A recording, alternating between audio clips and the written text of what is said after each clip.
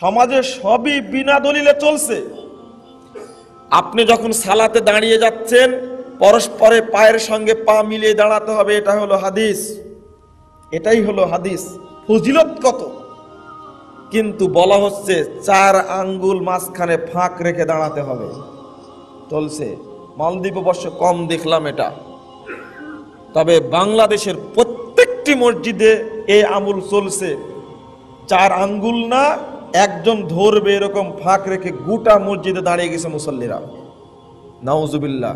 আমি চ্যালেঞ্জ করলাম, 4 আঙ্গুল ফাঁক রেখে একজনের দাঁড়ানোর জায়গা ফাঁক রেখে দাঁড়াতে হবে। কিয়ামত পর্যন্ত এই কথার দলিল পাওয়া যাবে না, বরং কারণ পাওয়া যাবে না, তার কারণ হলো মুহাম্মদ সাল্লাল্লাহু আলাইহি ওয়াসাল্লাম বলেছেন, মান সাদ্দা ফুরজাতান ফি সাফফিন।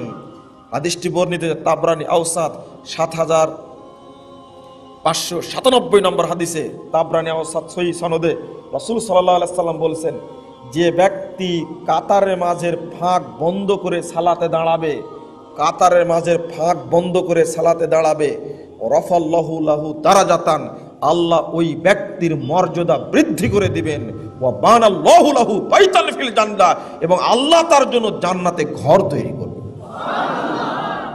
ফজিলত তো আছে, মানি না কেন?